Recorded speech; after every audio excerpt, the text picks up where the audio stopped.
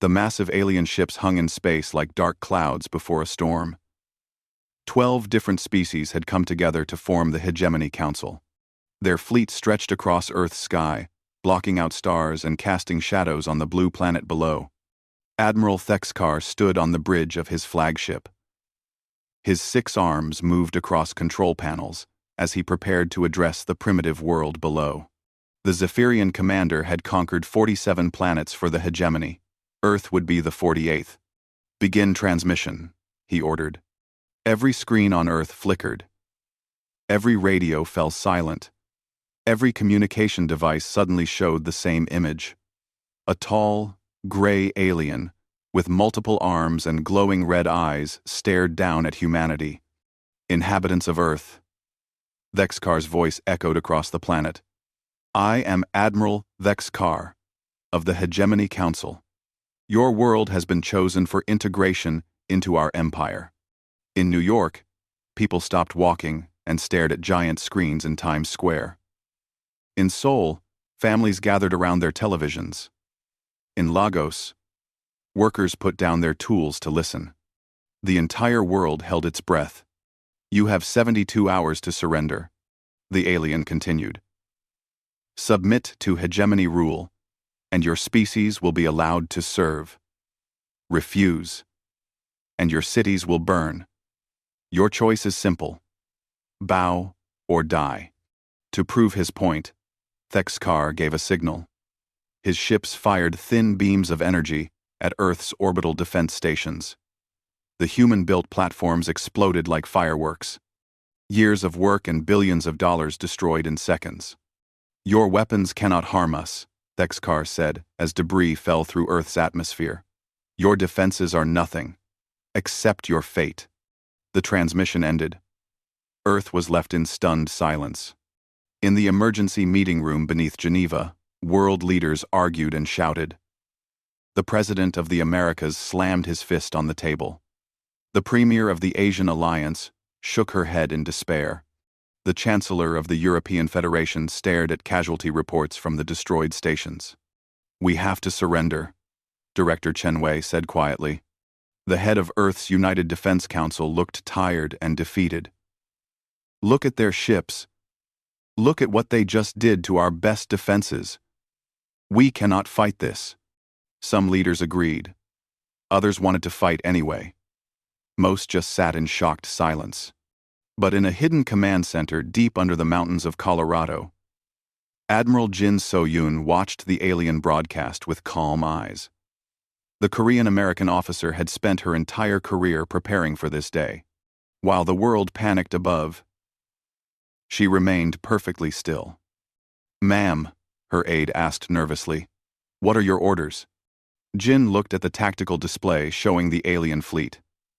Massive ships, advanced weapons, overwhelming numbers. Any reasonable person would surrender. "Send a message to all our deep space assets," she said quietly. "Tell them it is time." "Time for what, ma'am?" "Time for them to learn what humans are really capable of." Around the world, people reacted to the alien threat in different ways. Some prayed. Some cried. Some gathered their families close. Others took to the streets in angry protests, demanding their governments fight back. In Tokyo, an old man named Hiroshi watched the news and remembered stories his grandfather told him about the last time Earth faced an impossible enemy. "We survived before," he whispered to his granddaughter. "We will survive again." In Cairo, Dr. Amara Hassan looked up at the alien ships through her telescope. As an astronomer, she had always dreamed of meeting beings from other worlds. This was not how she had imagined it would happen. In Mumbai, factory worker Raj Patel gathered his neighbors. "If they want our world," he said, "they will have to take it from us, piece by piece." The alien fleet remained motionless in space. Thexkar was confident. He had seen this pattern many times before. First came the shock. Then the fear. Then the arguments among leaders. Finally, surrender. It always happened the same way. "Sir." his second-in-command reported. "We are detecting some unusual energy readings from the third moon of their planet." Thexkar barely looked up. "Natural phenomena. These primitives have not even mastered faster than light travel. What could they possibly have that would concern us?" On Earth's moon, ancient-looking installations hummed to life for the first time in decades. Hidden beneath lunar dust and fake rock formations, massive systems began charging their weapons. The moon itself started to change, though the alien sensors dismissed it as unimportant. Director Chen Wei appeared on every screen on Earth 6 hours after the alien ultimatum. He looked pale and shaken. "My fellow humans," he began, "we have received demands from the alien fleet. Our military advisors believe resistance would be futile. I recommend we begin negotiations for surrender terms."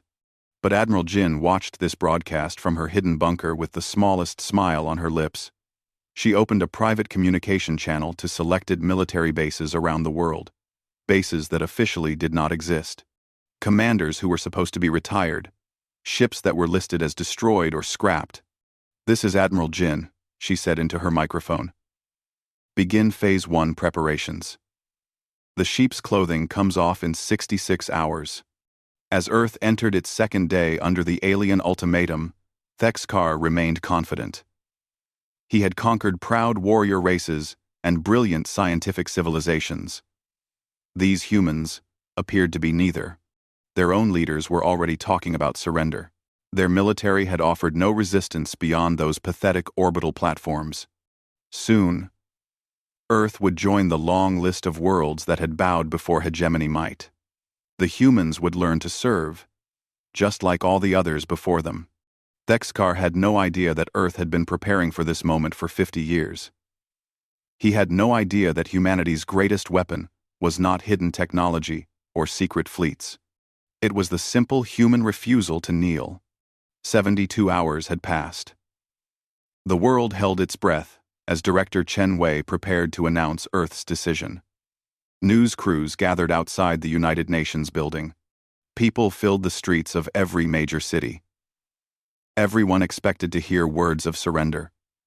Instead, Admiral Jin Seo-yun appeared on every screen across the planet. She stood in what looked like a military command center. Behind her, dozens of officers worked at stations, filled with equipment nobody recognized. The Korean-American admiral looked directly into the camera with steady, determined eyes. "Admiral Thexkar of the Hegemony Council," she began, her voice clear and calm. "You demanded that Earth bow to your empire. You gave us 72 hours to surrender. Our time is up, and we have an answer for you." Around the world, people leaned closer to their screens. In space, Thexkar watched from his flagship with growing amusement. This primitive commander thought she could negotiate surrender terms. "We decline," Admiral Jin said simply. 2 words. That was all. No long speech, no dramatic declarations, just 2 words that changed everything. Thexkar's amusement vanished. In the emergency bunker in Geneva, Director Chen Wei smiled for the first time in 3 days. On the streets, people erupted in cheers. Some cried with relief. Others stood in shocked silence. "Impossible," Thexkar snarled. "No species has ever refused the hegemony's offer of mercy. Fire on their largest population centers. Show them the price of defiance." His fleet turned their massive weapons toward Earth. Energy beams powerful enough to destroy mountains lanced down toward New York, London, Tokyo, and Mumbai. The beams struck the atmosphere and then simply stopped. Invisible barriers deflected the alien weapons like rain hitting a window. "What is this?" Thexkar demanded. "How are they blocking our weapons?" On the bridge of his ship, alien officers scrambled to understand what was happening. Their sensors showed nothing. Their computers found no explanation. The beams that could crack planets were being turned aside by technology they could not detect. Then Earth's moon began to change. The gray surface cracked and split open like an egg. Sections of lunar rock fell away to reveal gleaming metal underneath. Massive weapon systems rose from hidden chambers. The moon itself transformed before the aliens' eyes from a dead rock into a fortress bristling with armaments. Charging lunar defense grid, Admiral Jin announced calmly from her command center. All human vessels. This is Admiral Jin. You are cleared to reveal your positions and engage the enemy. From every direction, human ships appeared. They emerged from behind asteroids, where they had hidden for decades. They rose from the clouds of Jupiter, where alien sensors had missed them. They powered up from cold drift in the empty spaces between planets where no one thought to look. Hundreds of ships, then thousands. Each one carrying weapons that combined alien technology with human innovation. Each one crewed by people who had trained their entire lives for this moment. Thexkar watched his perfect invasion turn into chaos. "How?" he whispered. "They are primitives. They cannot travel faster than light. Where did these ships come from?" Captain Park Min-jun commanded one of the human destroyers that seemed to appear from nowhere. His ship had been hidden inside an artificial asteroid for 20 years. His crew had trained in secret, learning to fight an enemy they hoped they would never face. "Target the enemy flagship," he ordered. "Show them what human engineering can do." His ship's weapons charged with a sound like thunder. But instead of firing immediately, Park Min-jun waited. He watched the alien ship's movements. He studied its patterns. He learned how it fought. This was the human advantage. Aliens followed programs and protocols. Humans adapted and improvised. Engineer Sarah Kim worked frantically in the bowels of Park's ship. She had spent 15 years reverse engineering alien technology from crashed scout ships and stolen data. Now her hybrid weapons systems hummed with deadly power. "Fusion cannons online," she reported. "Plasma shields at maximum. Quantum torpedoes ready to fire." The space battle began in earnest. Human ships danced around the larger alien vessels like wolves attacking elephants. They struck fast and hard, then vanished before the enemy could respond. When alien weapons locked onto them, human ships split into smaller pieces or created false images to confuse targeting systems. Thexkar had never seen anything like it. His forces had overwhelming firepower, but they could not hit targets that refused to fight fairly. Every time his ships fired at one human vessel, 2 more appeared behind them. "Sir," his tactical officer reported, "we are losing ships. The humans are using strategies our computers cannot predict." "They are insects," Thexkar roared. "Crush them." But his ships were built for conquering planets, not fighting an enemy that turned space itself into a weapon. Human vessels used gravity wells as slingshots. They hid in solar radiation that blinded alien sensors. They coordinated their attacks through methods so simple that advanced alien technology could not detect them. Director Chen Wei watched the battle from his command bunker. The man who had seemed ready to surrender was now coordinating humanity's defense with practiced skill. "Phase 2 is complete," he reported to Admiral Jin. "The enemy believes they are fighting our entire fleet." "Excellent," Jin replied. "Begin Phase 3. Signal our deep space assets. Time to show the Hegemony Council that Earth's reach extends far beyond our solar system." Across the galaxy, human agents who had spent decades infiltrating alien worlds received their orders. Scientists who had pretended to be students began sabotaging hegemony supply lines. Diplomats who had acted as tourists started broadcasting messages of rebellion to oppressed species. The war for Earth was about to become something much larger. Back in the battle above Earth, Thexkar finally began to understand the truth. These were not primitives who had stumbled onto advanced technology. These were strategists who had spent 50 years preparing for this exact moment. "Admiral," his second-in-command said quietly, "perhaps we should withdraw and request reinforcements." Thexkar's pride would not allow retreat. But as he watched another of his destroyers explode under human fire, He began to wonder if the Hegemony Council had made a terrible mistake. They had assumed Earth was weak because humanity appeared to have primitive technology. They had not considered that primitiveness might be a disguise. They had never imagined that a species might prepare for war by pretending to be helpless. Now, they were learning the price of underestimating humanity. The space battle had been raging for 6 hours. Thexkar watched from his bridge as another hegemony cruiser exploded in brilliant fire. His perfect fleet was being torn apart by an enemy that should not have existed. "Report," he demanded. "We have lost 47 ships," his tactical officer replied with shaking hands. "The humans have lost 12. 12? Thexkar could not believe it. "We outnumber them 10 to 1. Sir, they are not fighting like any enemy we have encountered. Their ships work together like a single organism. When we destroy one, the others adapt their tactics immediately." Captain Park Min-jun proved this point perfectly. His destroyer had just watched a sister ship get hit by alien plasma fire. Instead of retreating, Park studied how the enemy weapon worked. He shared this information with every other human ship in seconds. "Sarah," he called to his engineer, "can our shields handle that plasma configuration?" "Not directly," Sarah Kim replied from her station. "But if we angle the deflectors 30 degrees and boost power to the forward array, we can turn their own energy back at them." Within minutes, every human ship in the fleet had modified their shields. The next alien plasma barrage bounced harmlessly off their targets and struck hegemony vessels instead. This was how humans fought. They turned every attack into a lesson. Every loss became knowledge that made the survivors stronger. Admiral Jin watched the battle from her command center with growing satisfaction. But this was only the beginning. "Signal the Midnight Armada," she ordered. "Full revelation. Show them what we really have." Across the solar system, human ships that had been hiding in impossible places revealed themselves.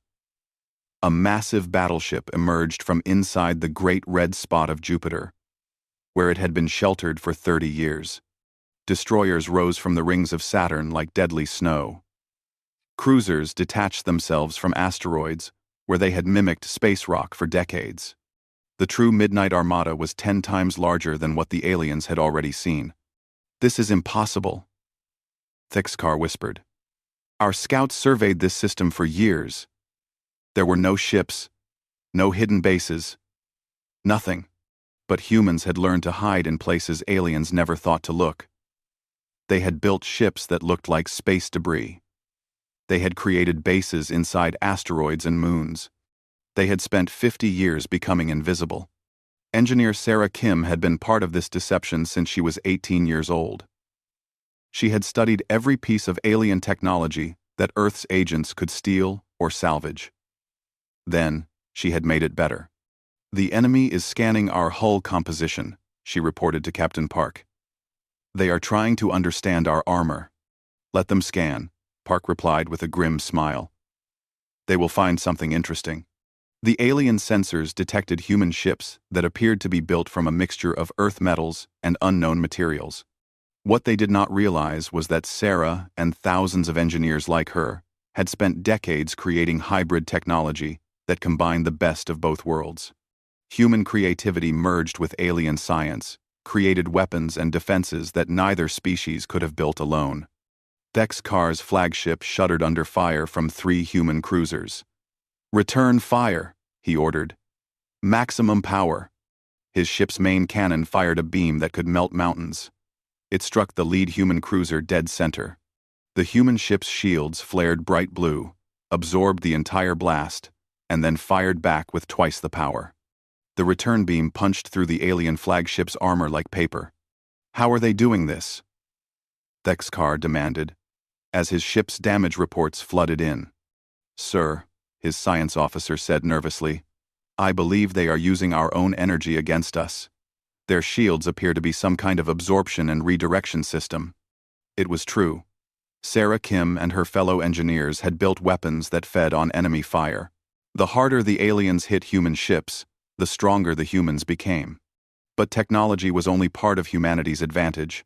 The real strength was in how humans thought. While aliens followed careful battle plans created by computers, humans improvised. Captain Park suddenly ordered his ship to ram an enemy cruiser. Just before impact, his vessel split into 3 smaller ships that attacked from different angles. While aliens communicated through official channels that could be intercepted, humans used hand signals, music, and even poetry to coordinate attacks. Their battle plans looked like art to alien computers. While aliens retreated when damaged, humans turned their wounded ships into weapons. A destroyer with failing engines became a missile aimed at enemy weak points. A cruiser with broken weapons became a shield to protect smaller vessels. "They fight like madmen," one alien captain reported to Thexkar. "They sacrifice their ships without hesitation. They show no fear of death." But Thexkar was beginning to understand that this was not madness. This was something much more dangerous. This was a species that had turned war into art. Admiral Jin opened a communication channel to the alien fleet. Her calm face appeared on screens throughout the hegemony forces. "Admiral Thexkar," she said politely. "You came to our world expecting us to bow. You assumed we were weak because we appeared primitive. You made the same mistake that every bully makes." Thexkar watched with growing horror as more human ships appeared from every direction. The night sky around Earth was now filled with vessels bearing weapons he could not understand. "You confused kindness with weakness," Admiral Jin continued. "You mistook patience for fear. And you never considered that a species might choose to appear helpless while preparing for the day when help would be needed." A new wave of human ships emerged from behind Earth's moon. These vessels were different from the others. Larger, more heavily armed, and built using technology that made even Sarah Kim's hybrid systems look simple. "For 50 years, we have known this day would come," Admiral Jin said. "We have prepared. We have planned. We have built weapons you cannot imagine, and trained soldiers you cannot defeat. And now, Admiral Thexkar, you will learn what happens when Earth stops pretending to be harmless." The Midnight Armada opened fire with weapons that turned space itself into light. Beams of energy that had been charging for decades lanced out from human ships and struck the alien fleet with the force of colliding stars.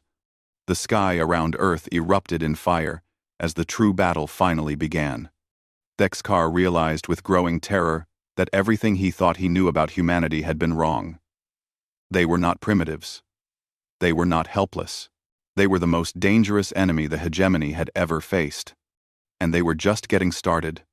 News of Earth's resistance spread across the galaxy like wildfire. Every species under hegemony rule heard the impossible story. A primitive world had defied the Council and was winning. On the mining planet Kepler 442b, the enslaved Noor workers stopped their digging to listen to smuggled broadcasts. For generations, they had been told that resistance was impossible. The hegemony was too strong. Their technology was too advanced. Rebellion meant death. But now they heard human voices coming from tiny hidden radios. "This is Admiral Jin of Earth," the transmission said. "To all oppressed peoples listening across the galaxy, you are not alone. Freedom is possible. We are proof." The Noor miners looked at each other with hope they had not felt in lifetimes. If humans could fight back, maybe they could too. Similar scenes played out on dozens of worlds. The hegemony's quantum communication network, meant to carry orders to their empire, now carried something far more dangerous. It carried hope. Ambassador Veltar, of the Arcturus Coalition, sat in her private chambers aboard a hegemony diplomatic ship. Officially, her people were loyal members of the Council. Secretly, she had been feeding information to Earth for 20 years. Her communication device chimed with an encrypted message from Admiral Jin. "Phase 4 is beginning," the message read. "Are your people ready?" Veltar's six-fingered hands trembled as she typed her reply. "The Coalition stands with Earth. We have been waiting for this day." Within hours, the Arcturus Coalition announced their withdrawal from the Hegemony Council. 3 other member species followed within days. The empire that had ruled the galaxy for 1,000 years was tearing itself apart. Thexkar received these reports while his fleet burned around Earth. Half his ships were destroyed or disabled. The human Midnight Armada had revealed weapons and tactics that defied everything he knew about warfare. "Sir," his communications officer reported, "we are receiving a transmission from Hegemony High Command." The image of Supreme Counselor Rex appeared on the bridge. The ancient Zephyrian leader's 4 eyes blazed with fury. "Admiral Thexkar," Rex hissed, "explain why a primitive world is destroying our fleet and inspiring rebellion across our empire." Thexkar had no good answer. How could he explain that humans had spent 50 years pretending to be weak while building the most advanced military force in the galaxy? How could he admit that he had been completely fooled? "Supreme Counselor," he began, "the humans possess technology we did not expect. They have been planning this for decades. They are not the primitives our scouts reported. Find a way to defeat them," Rex commanded. "Before their rebellion spreads further, I am sending reinforcements." The transmission ended, leaving Thexkar alone with his failing invasion. But Earth's plans extended far beyond their own solar system. Captain Park Min-jun's destroyer was one of dozens of human ships that suddenly appeared in hegemony supply systems across the galaxy. They had been traveling for months, using captured alien technology to move faster than any hegemony ship. "Sarah," Park called to his engineer. Sarah Kim nodded grimly. "The fusion bombs are in position on their supply depot. 1 minute until detonation." The human ships struck like ghosts. They appeared from hyperspace, destroyed critical hegemony infrastructure, and vanished before reinforcements could arrive. Within hours, supply lines that had fed the Empire for centuries were burning. On Earth, Admiral Jin coordinated these attacks from her command center. Wall-sized screens showed the status of human operations across dozens of star systems. Each successful mission weakened the hegemony's ability to maintain control over their subjects. "Admiral," Director Chen Wei reported, "we are receiving communication requests from 17 different species. They want to join our alliance." Jin studied the requests carefully. The Tau Ceti dolphins had been enslaved for their knowledge of ocean worlds. The crystalline beings of Vega Prime had been forced to mine rare minerals.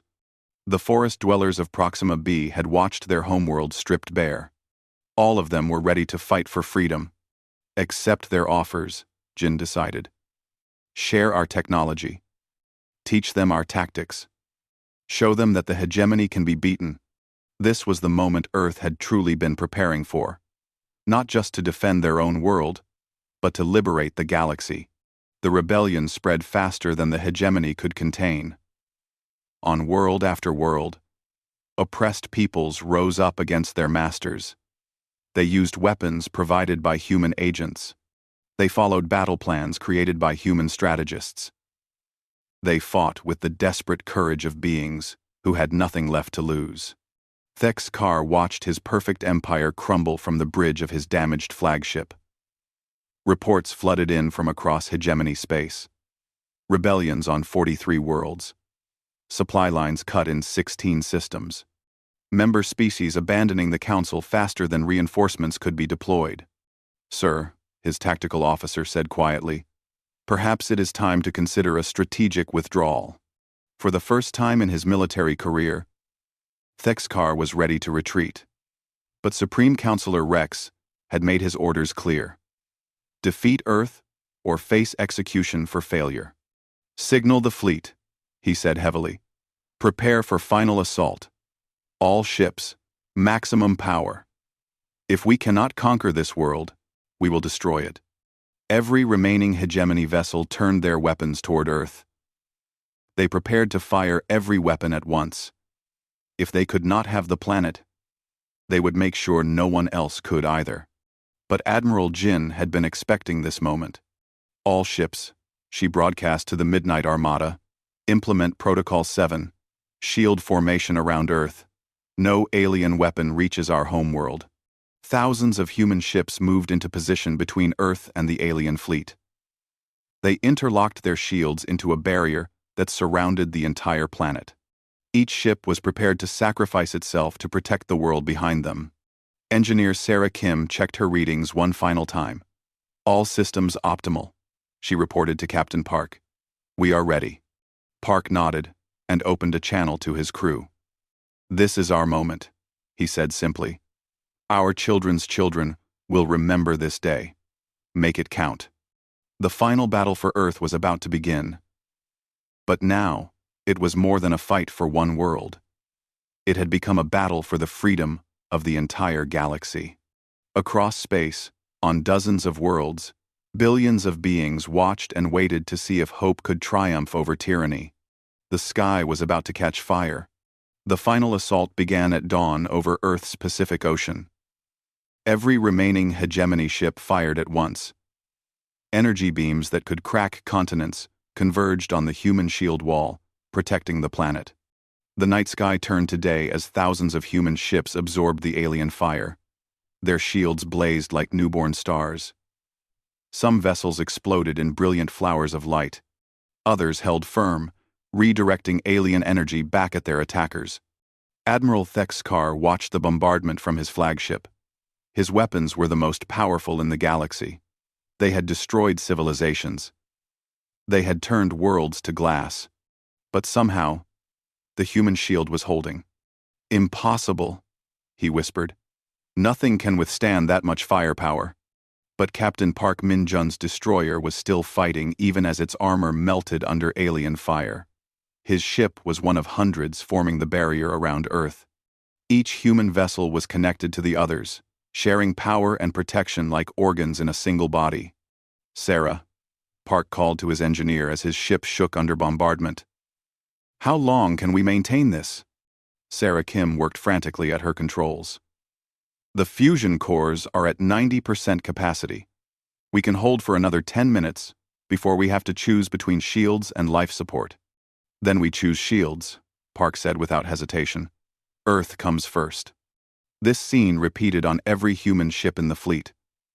Crews chose to die rather than let alien weapons reach their homeworld.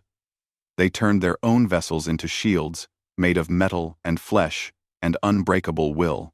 Admiral Jin watched the battle from her command center deep beneath Earth's surface. Her people were dying to protect the planet, but their sacrifice was buying time for the final phase of her plan. "Signal the Midnight Armada reserves," she ordered. "Begin the Prometheus Protocol."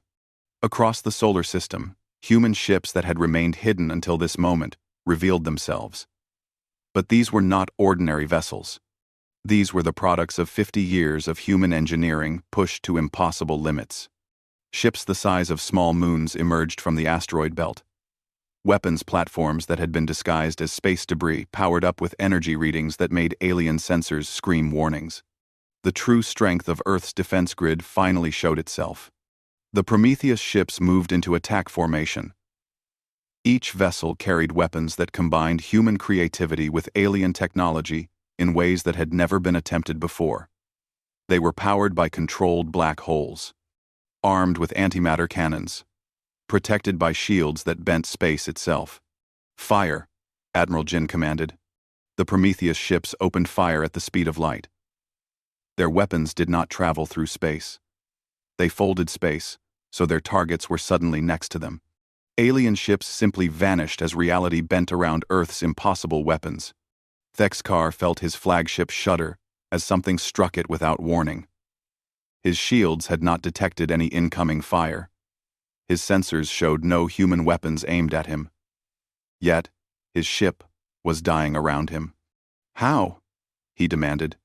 "Sir," his science officer reported with shaking hands, "they appear to have weaponized space itself. Our shields cannot block attacks that come from every direction at once." The Prometheus weapons fired again. This time, an entire alien battle group simply ceased to exist. The space where they had been fighting was now empty, except for scattered debris. But the human cost was terrible. The shield ships protecting Earth were failing one by one. Each vessel that died took hundreds of human lives with it. The beautiful blue planet was surrounded by the funeral pyres of its defenders. Captain Park's destroyer finally succumbed to alien fire. As his ship broke apart, he opened a channel to Admiral Jin. "Tell them we held the line," he said simply. Sarah Kim was thrown across her engineering station as the ship exploded around her. Her last act was to transfer power from life support to the shields. Even as she died, she protected the world behind her. Across the human fleet, similar scenes played out. Engineers chose duty over life. Captains chose sacrifice over survival. Ordinary people chose to become heroes because their world needed them. The battle raged for 6 hours. When it finally ended, space around Earth was filled with wreckage from both fleets. The hegemony Armada was destroyed, but the cost to humanity had been enormous. Admiral Thexkar found himself alone on the bridge of his dying flagship. His crew was dead. His fleet was gone. His empire was crumbling across the galaxy as news of Earth's victory spread. A transmission reached his ship from Admiral Jin. "Admiral Thexkar," she said, "your war is over." Thexkar looked at the human commander on his screen. This small, seemingly fragile being had defeated the greatest military force in galactic history. She had outfought, outthought, and outplanned everyone in the Hegemony Council. "How?" he asked quietly. "How did you know we were coming? How did you prepare so well?" Admiral Jin's expression was sad but determined. "Because we had to," she said simply. "Because freedom is never given. It must always be taken. And because humanity learned long ago that the greatest strength comes not from technology or weapons, but from the willingness to stand together when everything seems lost." Thexkar powered down his ship's weapons. Around Earth, the few surviving hegemony vessels followed his example. The invasion was over. But the victory belonged to more than just Earth. Across the galaxy, oppressed worlds celebrated their liberation. The rebellion that had started with humanity's defiance spread to every corner of hegemony space. On Kepler 442b, the Noor miners threw down their tools and declared independence. On Vega Prime, the crystalline beings reclaimed their ancestral caverns. On Proxima b, the forest dwellers began healing their ravaged world. The Hegemony Council itself collapsed within days. Some member species fled to distant galaxies. Others begged for mercy from the worlds they had oppressed. The empire that had ruled for 1,000 years ended not with conquest, but with liberation. Admiral Jin stood in the ruins of her command center, surrounded by reports of victory and freedom from across the stars. Earth had paid a terrible price for this triumph. Thousands of ships were lost. Millions of humans had died defending their world and their principles. But they had won something greater than military victory. They had proved that tyranny could be defeated, that hope could triumph over despair, that even the smallest world could change the fate of an entire galaxy. As the sun rose over Earth, the sky was no longer filled with alien ships. Instead, it blazed with the light of burning wreckage and the glow of human vessels returning home. The night had ended. The fire in the sky was the dawn of a new age. Earth had not just survived the hegemony's ultimatum. It had shattered an empire and lit the torch of freedom for every world in the galaxy. And in the years to come, when other young species faced their own impossible odds, they would remember the day a small blue planet refused to bow and taught the universe the true meaning of courage. The stars themselves would remember that humanity's greatest weapon was never their technology or their ships. It was their absolute refusal to surrender, no matter the odds, no matter the cost, no matter what the universe threw at them. They had commanded Earth to bow. Instead, Earth had set the galaxy free.